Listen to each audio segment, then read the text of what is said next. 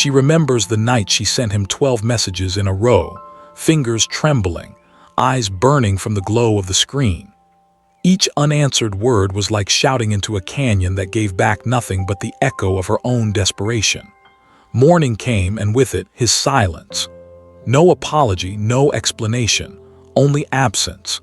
And in that absence, her chest ached as if the little girl inside her, the one who once cried out for a parent who never came, had been left waiting all over again. This is where the cycle begins, not with him, but with the echo his silence awakens in her body. What feels like rejection in the present is often the ghost of a wound far older, one carried in the marrow of memory. When a man does not respond, she feels diminished. She mistakes his lack of words for a verdict on her worth, when in truth it is her unconscious that has dragged her into this stage. Jung would say the projection has been cast. She is not only chasing him, she is chasing her own shadow, embodied in his silence.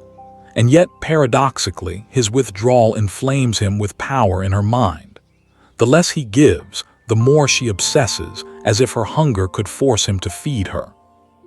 It is the dark alchemy of longing. The wound seeks its mirror, and in him she sees both salvation and damnation. But here lies the paradox. The woman believes her chasing reveals her devotion, while in truth it reveals her entrapment. Every call unanswered, every text ignored is not indifference on his part, it is reflection. His silence is not emptiness but a mirror. It shows her how much of her energy has been poured outward, how little remains inward. The more she pleads, the more she erases herself. And in that erasure, the man feels not awe but entitlement. He does not see her as rare or untouchable. He sees her as always available, always bending, always accessible. What he cannot reach obsesses him, but what collapses into him bores him. This is why her silence, when it comes, is not absence but power. Imagine her withdrawing into stillness, like the high priestess of myth, seated between pillars, neither inviting nor rejecting. He feels it instantly, though she says nothing. His chest tightens, his thoughts turn restless, and suddenly the power shifts. He wonders what she is thinking, where she has gone, what man now holds her attention. His imagination spins faster than her words ever could. Because silence, in the right hands, is not emptiness. It is a stage upon which obsession performs itself. The untrained woman panics in silence. She feels invisible, forgotten. But the initiated woman knows silence is her spell. She does not wield it as punishment, but as boundary. She recognizes that obsession is not born from explanation or pleading.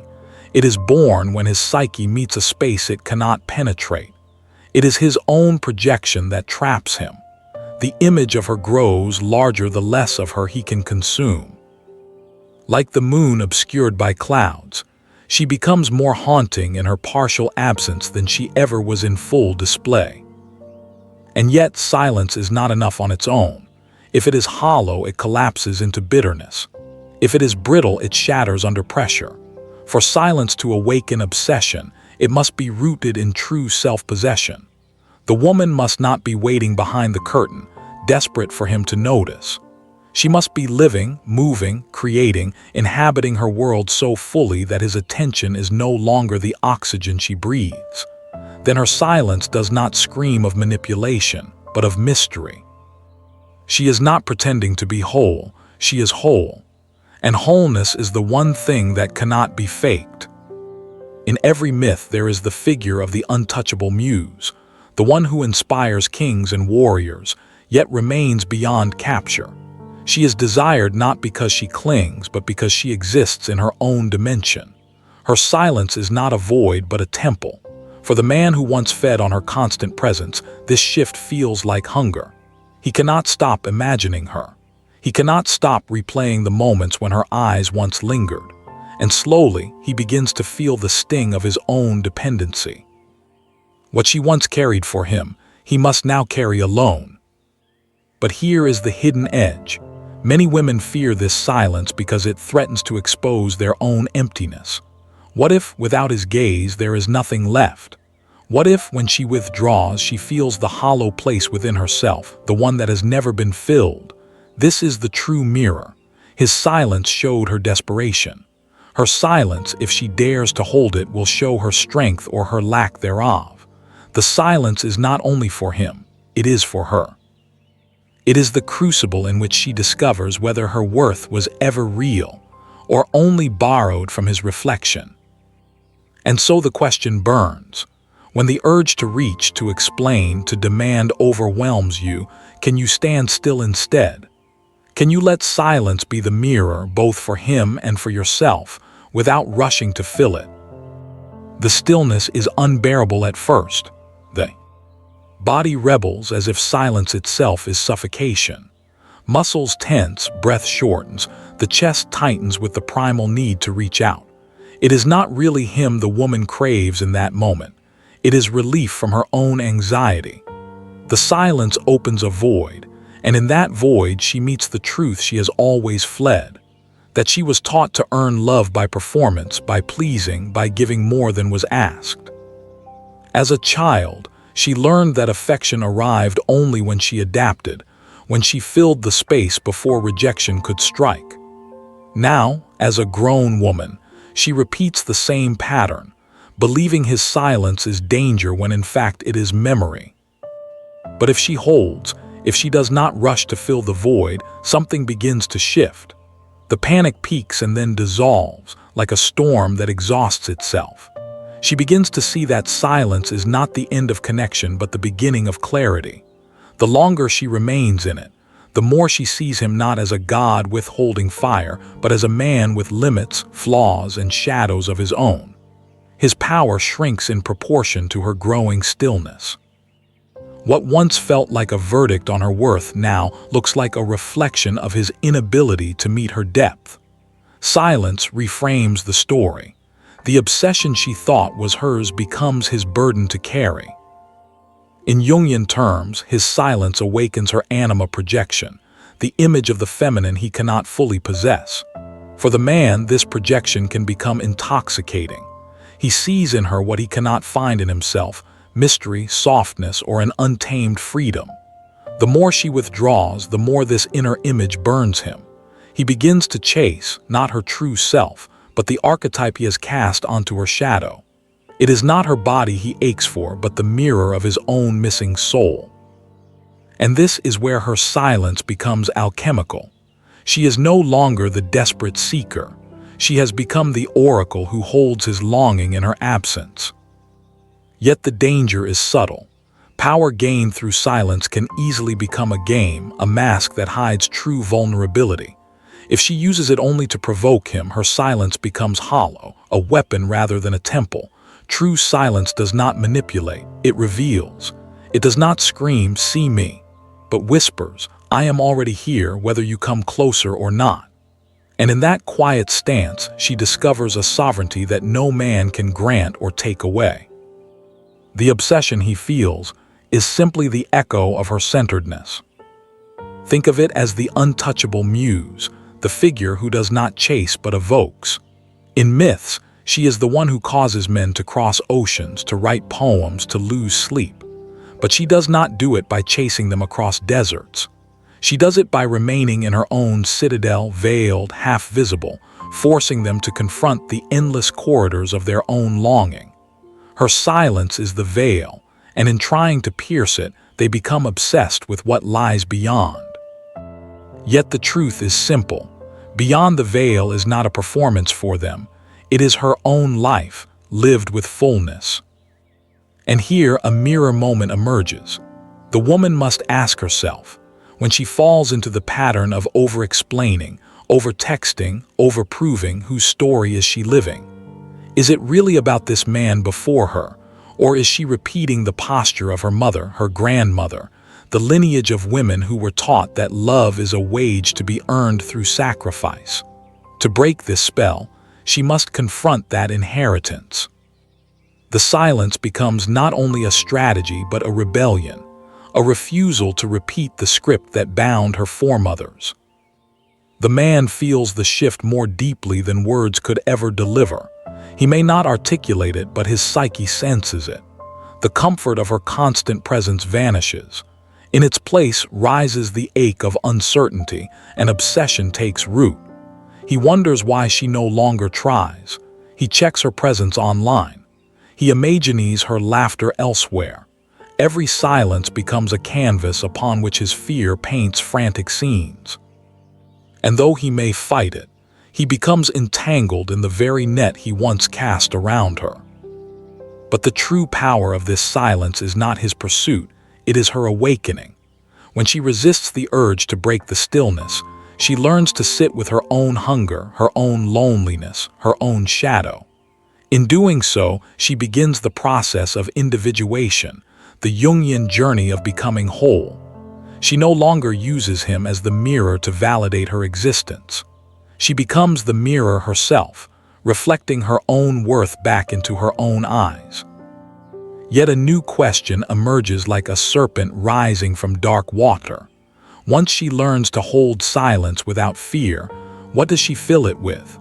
Does she simply wait for him to chase, or does she turn that silence into the soil from which her true voice will finally grow? The silence she holds becomes fertile ground, but only if she dares to plant something new in it. Too many women confuse silence with passivity, believing that to withdraw means to do nothing. Yet real silence is not empty, it is space reclaimed. In the absence of frantic messages, her mind begins to awaken to desires that were buried beneath obsession. She remembers the book she once wanted to write, the body she longed to strengthen, the art she abandoned in pursuit of a man's fleeting attention. Silence becomes the soil, and into it she presses the seeds of her own becoming. The man, meanwhile, feels the shift like a tightening noose. He cannot articulate why her absence unsettles him so deeply, only that his mind keeps circling back. Where did she go?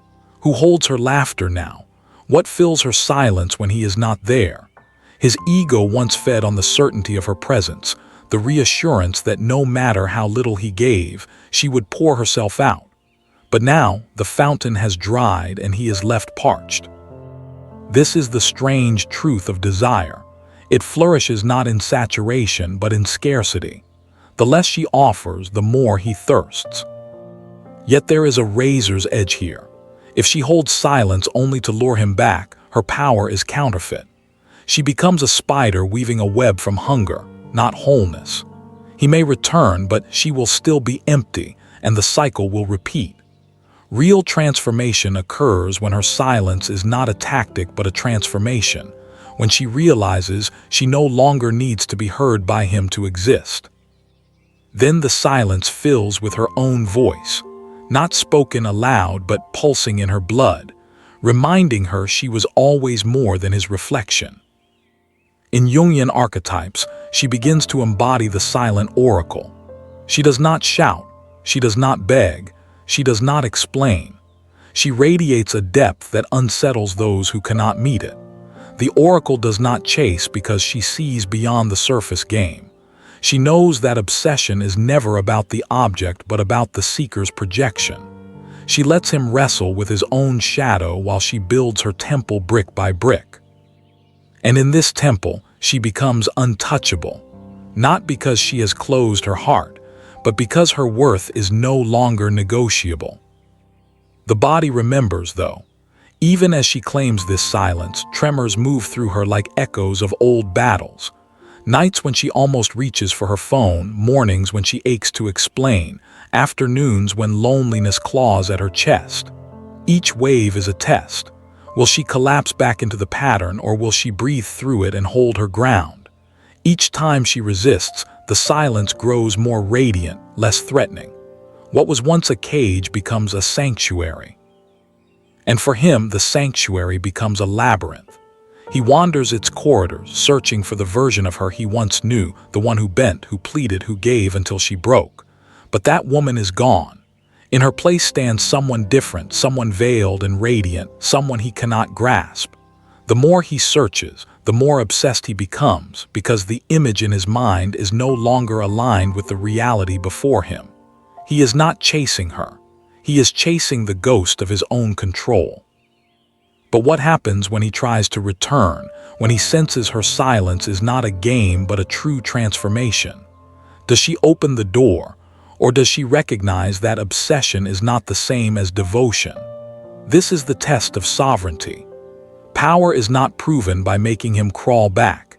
It is proven by choosing, by discerning whether his return serves her soul or only feeds his ego. This is where many falter. The intoxicating rush of his renewed attention feels like victory, but victory is not always freedom. The question she must ask is ruthless in its simplicity. Does this connection elevate her or does it drain her? If silence has revealed his hunger but not his growth, then his obsession is not love, it is possession. To accept it is to step back into the cage, this time willingly. So the silence becomes a crossroad. On one path, she breaks it to welcome him back, to taste again the sweet poison of his obsession. On the other, she keeps walking, her silence no longer aimed at him but carried forward as a discipline, a shield, and a declaration that her life is too expansive to be trapped in the echo of his absence. And now the deeper question rises, one that cannot be ignored.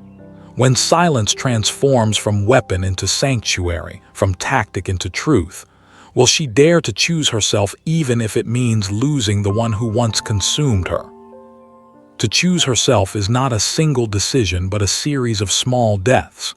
Each time she resists the urge to run back, a part of her old self withers, the part that begged, that clung, that mistook crumbs for banquets. These deaths are painful, like tearing out roots that have wound themselves deep into her chest.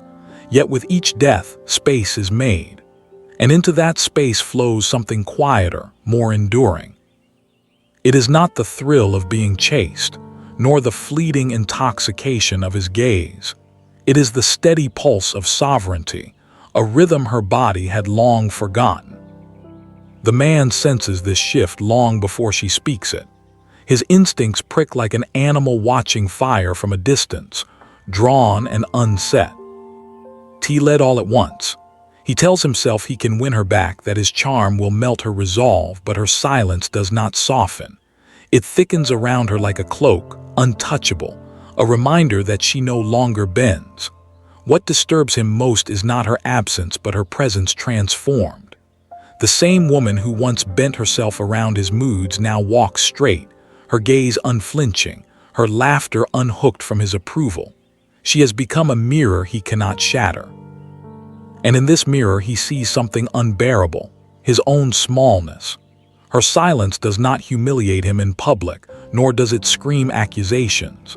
Instead, it places him alone with himself, stripped of excuses. He cannot drown out the sound of his own inadequacy with her constant reassurance. He must face the hollow places within, and this confrontation can twist into obsession. He tries to interpret her silence, to decode it, to wrest control of the narrative.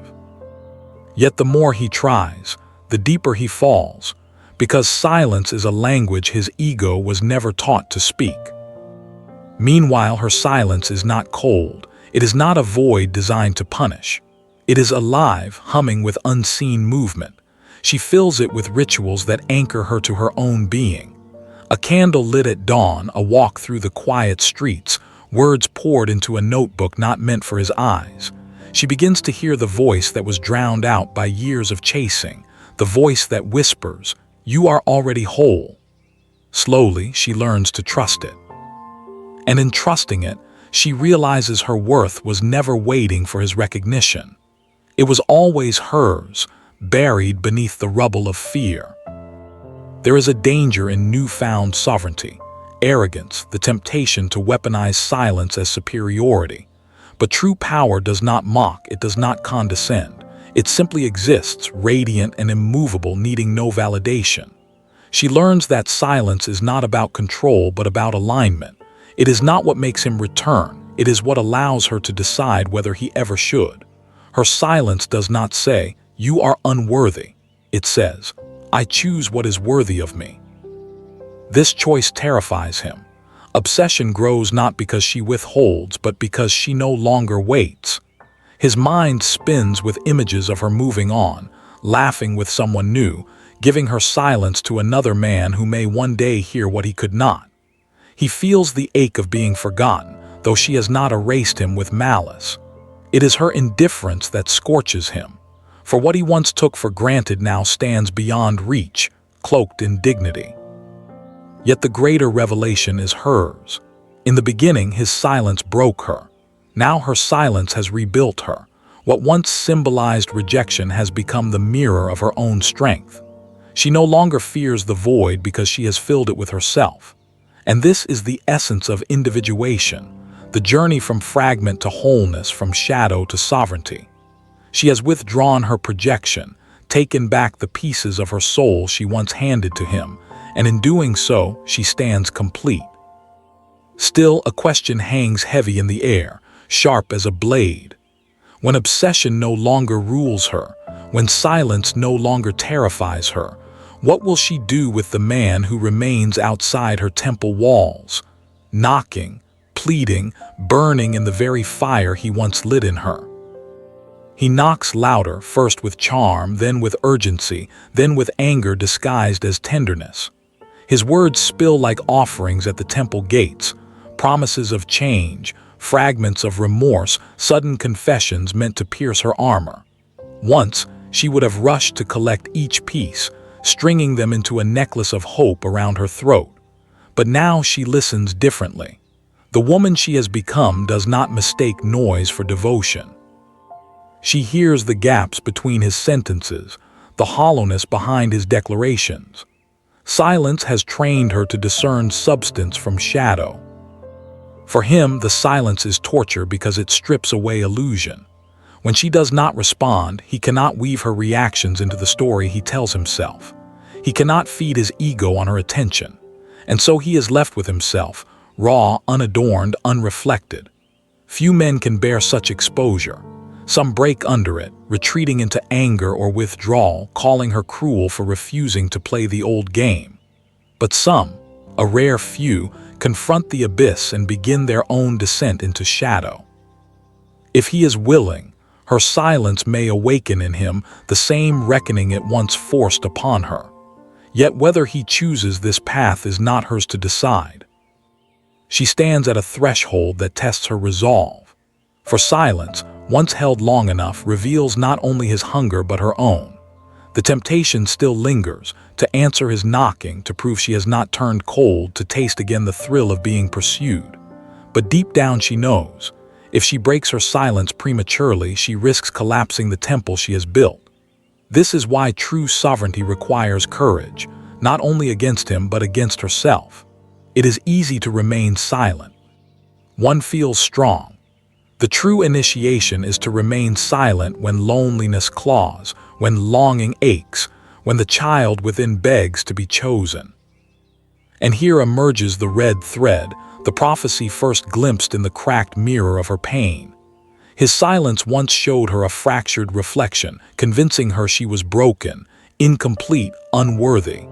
Now her silence returns the mirror to him, uncracked but merciless. In it, he sees not her diminishment but his own dependence. The mirror has shifted hands, and with it, so has the power. This is the secret few dare to speak. The one who can bear silence without breaking becomes the one who cannot be possessed. Yet sovereignty is not coldness. The silent oracle is not a frozen queen locked in her tower. She still feels, still loves, still burns with passion. But now she loves by choice, not compulsion. She gives from fullness, not hunger. She speaks when her words arise from truth, not from fear of abandonment. This is the difference between silence as manipulation and silence as liberation. In one, she hides. In the other, she reigns. For him, obsession grows heavier. He circles the temple in his mind, imagining what lies inside. Every laugh she shares with another man becomes an arrow.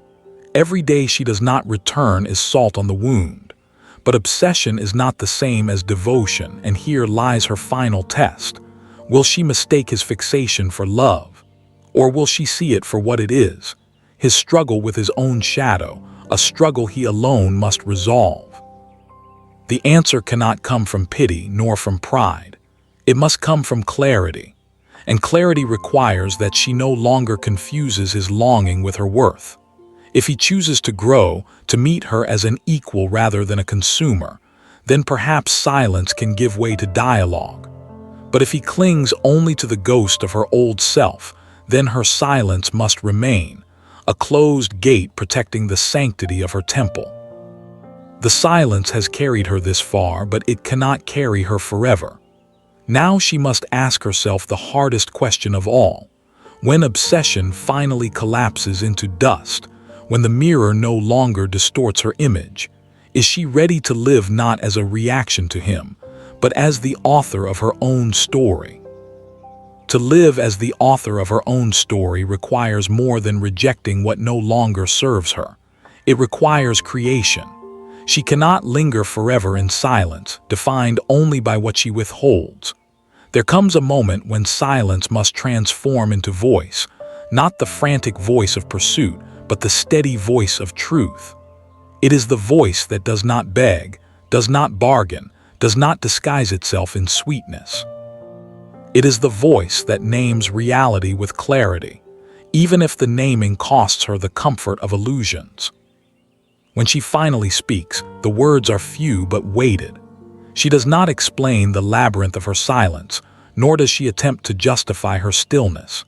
Instead, she names the essence, what she will no longer carry, what she will no longer excuse, what she will no longer sacrifice.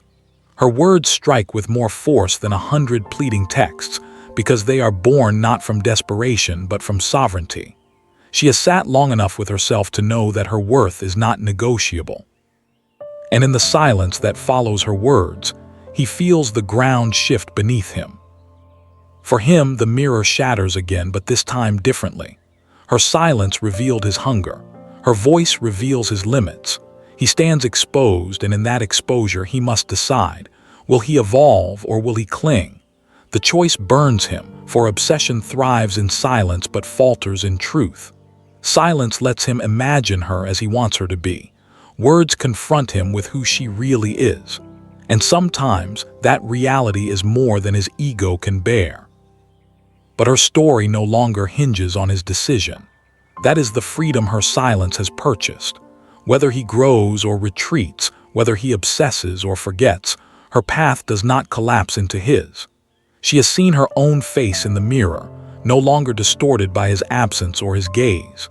This is individuation in its purest form, the woman stepping out of the archetype he cast upon her, and into the archetype she chooses for herself. She is no longer the abandoned child reenacting her old wound. She is the silent oracle who has learned to speak when the moment is true. And what of the obsession that once consumed her nights? It fades, not with bitterness but with a kind of reverence. She sees now that it was never about him, not really. It was about her wound seeking reflection, her shadow demanding recognition. His silence was only the trigger, the cracked mirror that forced her to see what lay beneath. In a strange way, she can thank him, not for his cruelty, but for the way his absence became her initiation. Without the hunger his silence stirred, she might never have learned to feed herself. This is the paradox of empowerment. It often arrives disguised as loss. What looked like rejection was in fact redirection. What felt like abandonment was initiation. His silence, which once shattered her, has become the forge in which she was remade. And now, when she looks at him, or at any man, she does not see a god to worship or a savior to chase. She sees a human, equal, flawed, and free to come or go without threatening her foundation. The temple stands, built brick by brick from silence, and in its center burns a flame that is hers alone. Whoever enters must come not to consume, but to stand beside her. Whoever cannot bear the weight of her sovereignty will find the gates remain closed. This is not cruelty. It is discernment. The woman who has walked through silence no longer bargains with her worth. And so the story returns to you. His silence may have once broken you, left you trembling in the night with the ache of being unseen. But what if that silence is your mirror, your initiation, your path to becoming untouchable in your sovereignty. The question now is not whether he will return, not whether his obsession will consume him. The question is this: when you finally see yourself without distortion, will you dare to choose the life that waits beyond him?